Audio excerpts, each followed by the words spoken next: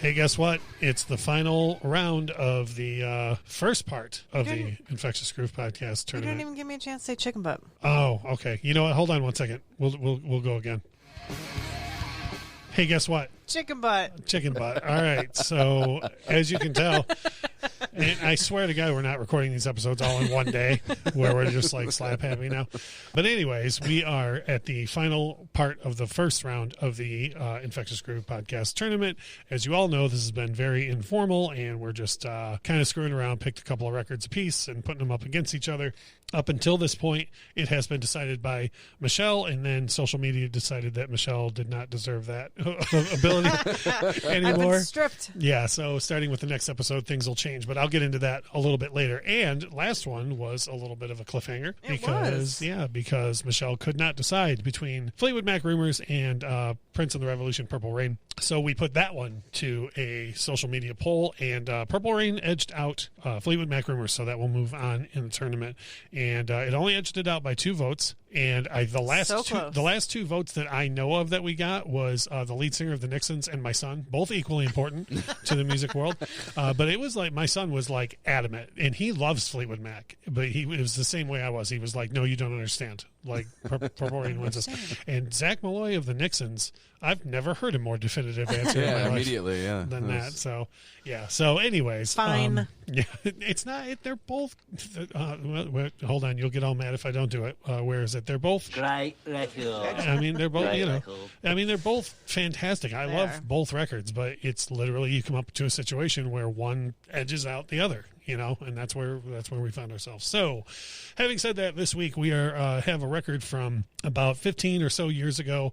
SILVERSUN Pickups CARNAVAS. Is this their debut record? I should probably know that, but I think I'm not sure. I'll tell in my assessment of the record. I'll tell you why I think it is. I think it might be. Yeah, I think it might be as well. And then a person who's very much not his debut record, 1983 and 1982 and Michael Jackson Thriller. So I could be wrong, but I think he'd been around the music industry a couple years before Thriller came out. How many? A couple years? Like 2 or 3? Yeah, it was something like that. Well, I think he put Thriller out when he was 24, and he'd only been in the business since he was 5. So yeah, That's not very long. Couple. Newbie. Yeah, and actually Brooke Shields made a joke at his memorial. Actually, it said she started when she was 18 months, so she used to joke with Michael about that he was a slacker because he got into the business at 5. So anyways, enough pomp and circumstance, and as Marty DeBerge says in Spinal Tap, enough of my yakking. Let's move on. Are you about to tell me if that's their debut record? According to Wikipedia, it was their first record. I see. Okay, that's what I thought, and I'll tell you why when we get into the assessment of the record, but it just kind of struck me as a debut record for a couple of different reasons. So, having said that, Kyle, share with us your thoughts on SILVERSUN Pickups CARNAVAS. Okay, so obviously we had no idea. We just chose records, and they got. Are you pre-apologizing for how this fell? Put up against each other. All right. Well, thanks for joining us on this episode. Are you withdrawing? Yeah. So you guys can't see when you're listening to this, but for some reason, Kyle has a white flag.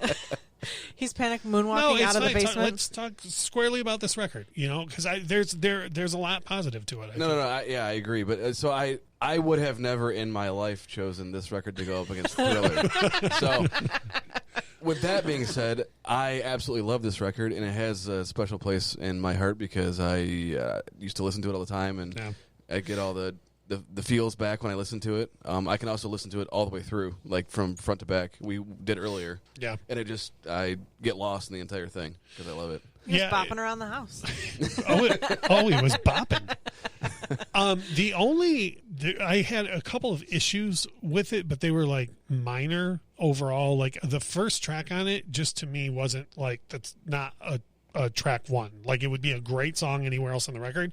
Yeah. But in this album's defense, again, this tournament has been filled with monster number first tracks. You know what I mean? Obviously not Once by Pearl Jam. We agree that's a terrible opener. Right. Did I say terrible? Probably. I'm gonna run it back. I'm gonna run back the tape. But like, just off that, wouldn't it be nice? Enter Sandman. You know what I mean? Like we've got these monster openers, and then this one, I started the record and I was like, like it didn't kick off.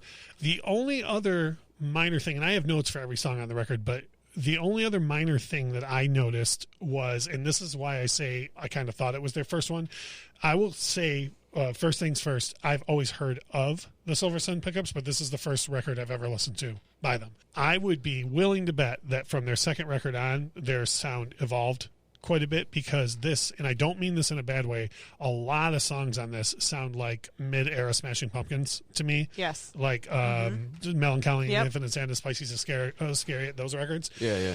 And again, I love those records. I don't mean that in a bad way, but it to me sounded like they came out heavily influenced from that, and I would be surprised if the band Tame Impala hasn't heard a lot of this, because there's a lot of sounds that they pioneered around the midpoint of this record where it becomes its own thing that are absolutely canvassed again later on Tame Impala records. So I thought a lot about that. And then there was the one thing that was weird for me was what track was it? I didn't put the name down. The second track on the record starts out like reminiscent of Crosstown Traffic by Jimi Hendrix, and then folds into the Smashing Pumpkin sound. And I was like, but you had the Crosstown Traffic thing going. Like, you know, the only stinker on the record for me was Rusted Wheel in the middle. Oh, I fucking love that song. It was out of place on the record. I love that song. I didn't, you know, this goes back to me viewing it as a whole thing. And it just, like, I liked the song, but I didn't like it as part of the record. And someday I'll play. Pearl Jam has an album called No Code that I feel that way about. I love every song on the record. Individually, when you play them in a row, I get real mad.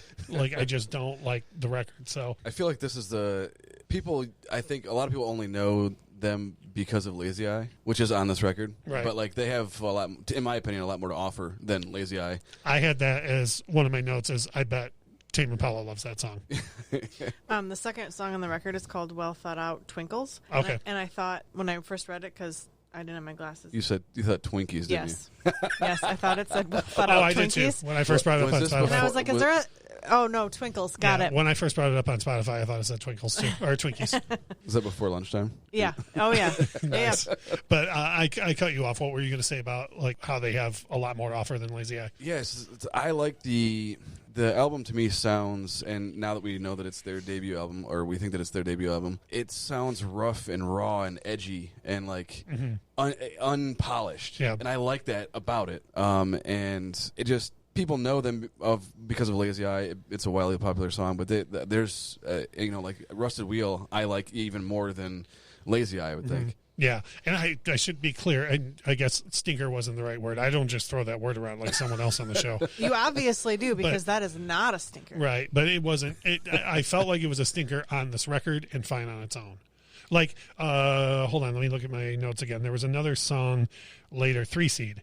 That is a really down-tempo number, but I felt like it went with the flow of the record more than Rusted Wheel did. You know what I'm saying? And again, none of this makes it a bad experience. You know what's funny about that is I don't think that I've ever not listened to this record all the way through. Like, every time I listen to it, I listen to the entire thing. So I've never listened, maybe Lazy Eye on its own, like on a playlist or something. Yeah, if it just showed up in a playlist. Yeah, but like literally every time I've listened to this record or any song on it, it's been all the way through. Yeah. So it's different to hear people be like, oh, well, you know, it makes sense if you don't listen to it all the way through. Right. It fits better that way. I've only ever listened to it that way, I think. Yeah, and there's a million albums I've done that with too. Like another Pearl Jam example, Yield. I almost can't listen to that. Or like if I put on a song from Yield, you're getting another 3 or 4.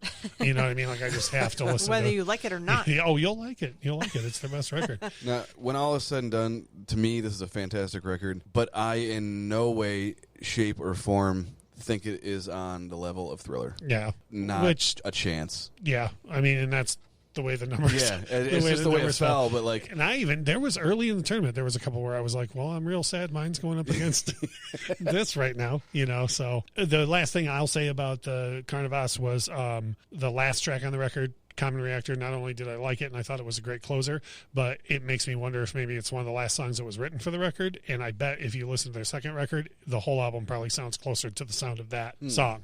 You know, and I'll like have I to said, listen to it. I didn't get a chance to listen to the second one, but I would be stunned. I think there's like 3 years between their. Yeah. I think it's 2006, 2009 what I just saw. So yeah, I would be. And the newest one is much different than any of the older stuff, which is. I think I've only ever heard stuff off. I've heard stuff off this album before, but never like front to back. So I don't think I've ever heard anything else by them.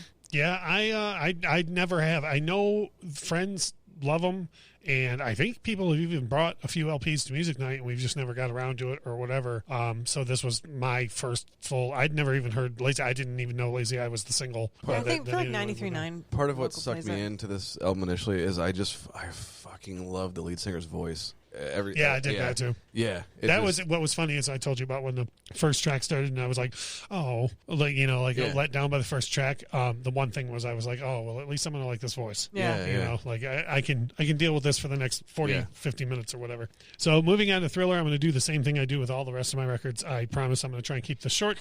I'm gonna do. I literally made just a couple of notes for each song on the record. Want to Be Starting Something is a perfect opener. I mean, it just is. Like you put that song on. And even if you strip it of the lyric of starting, being like a great lyric for the opening track of a song, of an album rather, it's just a killer way to start the record. Agreed. Baby Be Mine, I think is not perfect, but I'll get into this later, but it suffers from some things where on the rest of the record where because of what it's following, it's so hard to follow Want to Be Starting Something. But I will say, and it really bums me out that Michael Jackson is always known as such a dancer, and people really don't give him the credit for the vocalist that he was. And Baby Be Mine has a fantastic vocal. Like, his range is just on fire. Who doesn't give him the credit? No one. Who do you know that talks about Michael Jackson as a great singer? Everybody? Nope, that's not people. That's not real. Does But he a write his lot own of people lyrics? don't. Most of the time he would. This record is real spotty. He wrote some of it he didn't. Like Ted Templeton or Rod Temperton, Jesus, famously wrote Thriller. It was a whole different song and whatever. But Michael had a lot to do with arrangement, melody. He definitely wrote a lot of lyrics. I don't know if he wrote Baby Be Mine off the top of my head or not. Okay. The Girl Is Mine. The only problem I've always had with that song, because I mean you're dealing with Michael Jackson and a Beatle, so that's going to turn out well. The only problem I ever had with that song was that Michael Jackson and Paul McCartney had a trade-off at that time, and they did a song called Say Say Say for Paul McCartney's record, and then they did The Girl Is Mine for Thriller, and I like Say Say Say 100 times more than I like The Girl Is Mine. Yeah, I agree with that. I've always just kind of had a grudge against The Girl Is Mine because I wish Say Say Say was on Thriller instead. But I mean, it's a great song. Thriller is Thriller. I mean, it's amazing. It's interconnected with the video. Really, that's why I have a special connection to this record, because that video used to scare the ever-living shit out of me. Yep. I remember the first time I heard it, I hid behind the curtains in the living room. It's Or saw it. terrifying. I love the Vincent Price rap in Terrifying. the middle. It's just awesome. Beat It was my gateway drug into Michael Jackson, his music, because I'd really never even heard his Motown stuff prior. And when I heard Beat It, I was just like, who the hell is this? What year did this come out? 82. Okay. No, late 82. It came out in November of 82. So I want to say I got it in like the spring of 83 or something like that. And I got it because of Beat It. Like, Beat It was the reason why I wanted to own the album. And then, you come home as a little kid and you put on side 2 of Thriller and Beat It happens. And then out of that into Billie Jean, into Human Nature. Come on. Like I was like, who's this new guy? Turns out not new. So, right. But anyways, and then I think coming out of Beat It, Billie Jean and Human Nature, in my opinion, are 2 absolutely perfect pop songs. Like, they're just perfect pop songs. And that's why, and I talked about this earlier, Baby Be Mine suffers from following Want to Be Starting Something. I've always had that against PYT, because PYT is great and people love that song, and I get it. Yeah, I know me too. people do, and I get it. But for me, I always look at everything as a whole record. Nothing was going to follow Beat It, Billie Jean, and Human Nature. Like, in my opinion, you just leave 10 minutes of dead wax at the end of the record, because there's no way to follow that, Yeah. And when you look at the beginning of side 2 of Thriller too, this would be anyone else's greatest hits album. Absolutely. Beat It, Billie Jean, yeah. and Human Nature. And this guy was just like, oh, hey, here's my new solo record, And so PYT, for me, if you take it as an album, is a letdown. But if you just put on PYT, jam. Yep. Right. Yeah. So rounding the record out is The Lady in My Life, and this is another one that I never really gave a real solid chance, because, again, if you put on PYT and that comes next, PYT is a jam, and so you're being let down. But I've really come to appreciate the song over the past, I don't know, probably 5 years or so. And now if you just grab Spotify and throw on The Lady in My Life by Michael Jackson, that's one of the most underrated R&B songs of the 80s. Like a slow jam R&B song. But in the album circle, it suffers from, gargantuan jam, almost as good, and then that, you know. So, and again, what are you going to do? You Right, know, like right. where is it going to go? But if you just put that song on its own, you're like, holy cow! Like this is such an underrated. And again, the vocal on there is fantastic. Yeah. Outside of being scared to hell by the video, what other thoughts do you have on Thriller? I agree with you that there's the other songs that are on there that weren't big hits just got overshadowed by the big hits. Yeah. And then it leaves people not really knowing a lot about them. Mm-hmm. But I can say that I don't think the SILVERSUN Pickups album was produced by Quincy Jones. So there's You never know. that. And even if he had produced it, he'd just deny it now, like he does with everything else. He just makes something up. Much like I love the roughness of CARNAVAS, I love the polishedness of Thriller. Yeah. And he wasn't the king of pop for no reason. Right. Like the hits are smash hits. Mm-hmm. It's polished. It's, I would almost say, damn near perfect for what it's trying to be. One thing I like that you mentioned about Quincy being involved is a lot of people overcredit Quincy for this record. And I'm not saying you are. I'm just saying a lot of people do. They're just, oh, well, Thriller wouldn't be Thriller without Quincy.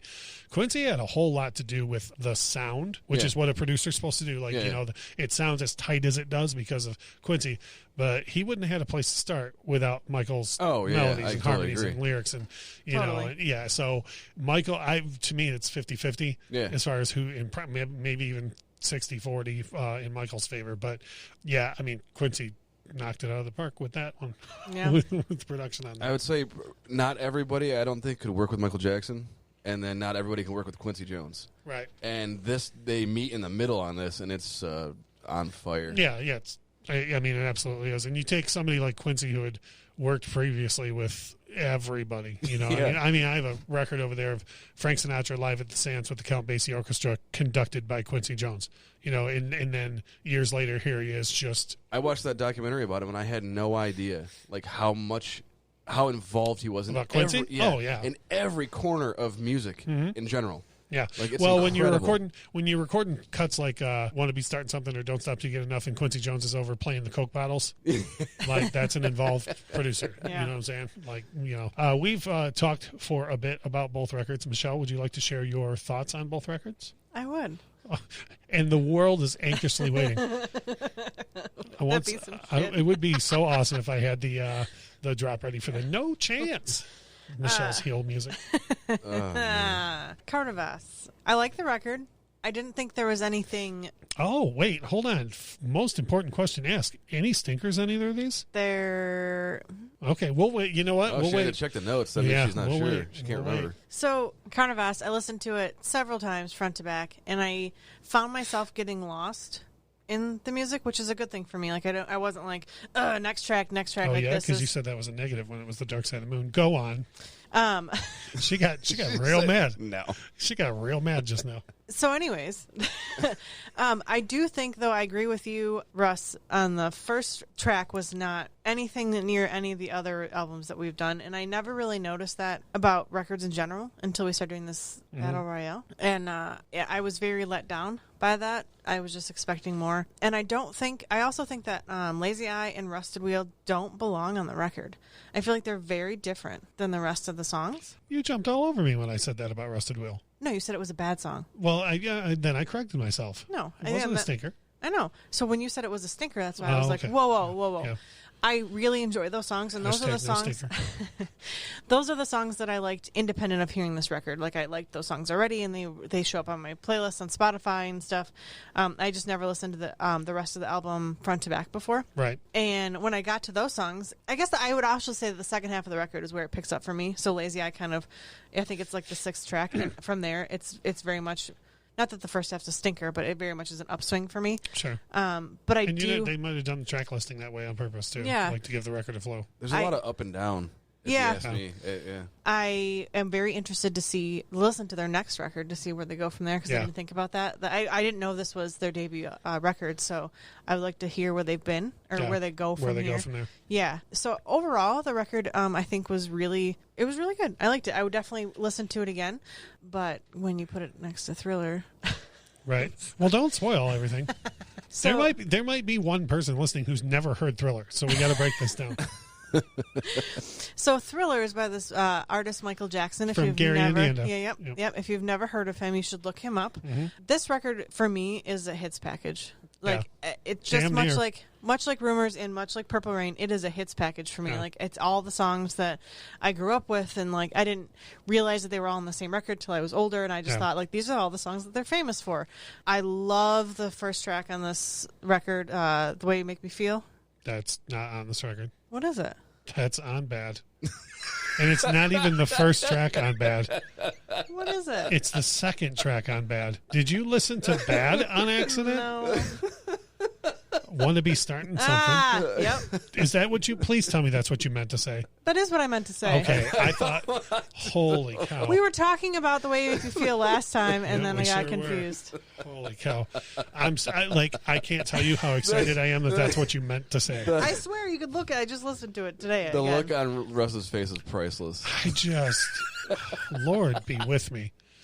What? So He legitimately thought that you listened to the wrong record for a minute. Yeah, we're talking about Bad, right? Because she's over here thinking like, I really like Liberian Girl and Speed Demon, and another part of me, I don't understand. Why is he over there talking about Beat It? That's not even on Bad. That wasn't even the song that I was thinking of. I don't know why I said that. So wanna be starting something? That's the one.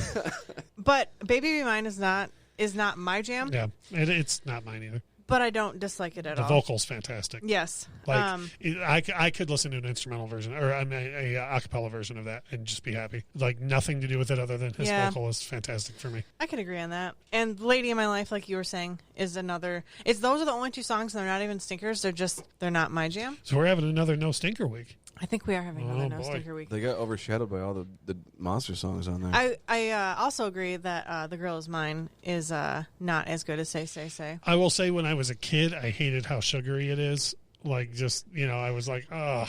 But as I grow older, like now I love the idea of like Paul and Michael just screwing around in the studio having fun with it. Yeah. The whole speech in the middle with the whole I told you I'm a lover, not a fighter, and all that. Like, when they cut the mic that they were laughing their ass off or whatever. I hope they weren't being serious about it.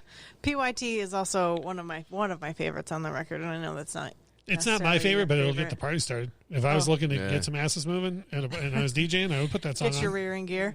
Mm-hmm. From front to back, it's very much. If it was up against either one of the records last week too, I would not be able to pick. Like, yeah. Those three records are just I got dynamite. bad news about that going forward. You're welcome. Well, actually, you won't be picking anyways. So. But yeah, one thing about Thriller is in Rumors is this way too, where the hype leads up to the art or lives up to the art. Yeah. Where when anybody, if someone is listening to this and is like, for the love of God, why do I always hear about this record, but I've never heard Thriller? When they put it on, they'll be like, oh, that's why. You know what I mean? Yeah. Like it does live up to its reputation. Yeah, you've heard every song off Thriller somewhere, but for might sure. not have heard the record. Maybe not The Lady of My Life. Yeah. Maybe not that. But other than that, you've heard every song on this record somewhere. Yeah, I would say, I'm sure you probably have played Thriller front to back here on Music Night at some point. Oh, for sure. I just did last Friday. But I don't remember sitting down and taking it all in one sitting and like being conscious of what's going on and really listening to it. And, I got yelled at one Music Night because I stopped side 2 of Thriller after PYT and before The Lady of My Life. Everybody was like, why don't you let that last song play? And I was like, all right, but you're all about to be disappointed compared to what just happened. But in the time since, I've grown to love that song, so now I would let it. It would be better if The Way You Make Me Feel was on it. That's the only thing that would make it better. Well, seeing as that song didn't come out for another 5 years after that and was on a completely different record. Will you take Lady of My Life out and put that on? Yeah, sure. Okay. I mean, yeah, it's not a closing track, though. No, it's not. Not even well, and then remotely. shuffle the track list. Nope, now you're... Now I've been banished. Yeah, now you're talking that old smack. So, all right. So I have to assume that you have a decision ready for us. Okay, fantastic. We'll be back in just a second, and I'm so excited. Your portion of deciding is over. We'll be back in a minute. This is not my idea.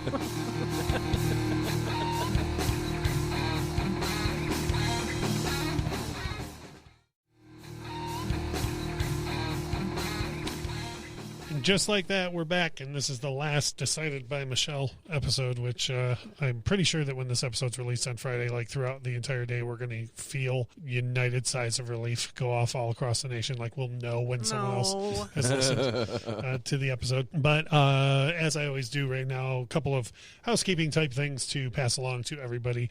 If you want to, you can support us by going to anchor.fm/Infectious Groove Podcast and hit support and pay as little as $1 a month to give us a hand with the episode.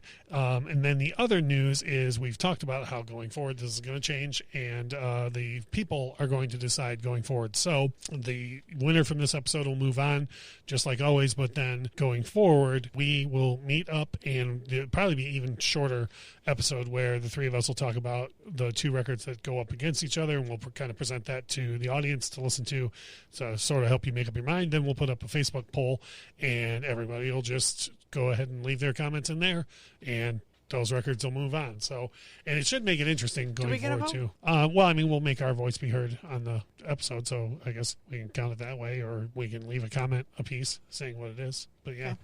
So that will be fun for all of the listeners and for us to see, because going forward, we all three may be locked in on one and the listeners all pick the other or something around there. So it should be fun going forward. So anyways, having said that, getting back to the business of this episode, Michelle, do you have a final ruling for us? I sure do.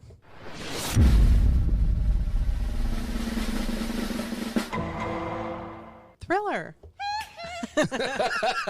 You just had that queued up because you were just like... Well, either way, it could be shock as well.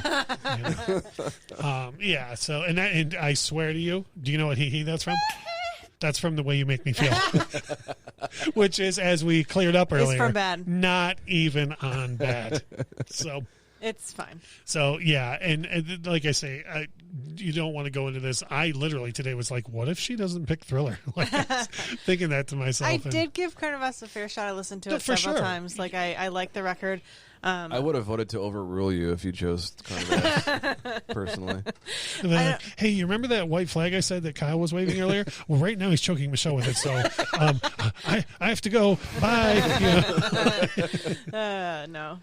Thriller. But yeah, CARNAVAS, not a bad record by any stretch of the imagination. Yeah. It's just the way that this felt, and I don't have the tournament pulled up in front of me right now, but I've had a couple knocked out that I was like, damn it, I don't like that it fell this way. These two literally, they can't go up against each other. I mean, they just did, but it's not even a fair fight at all.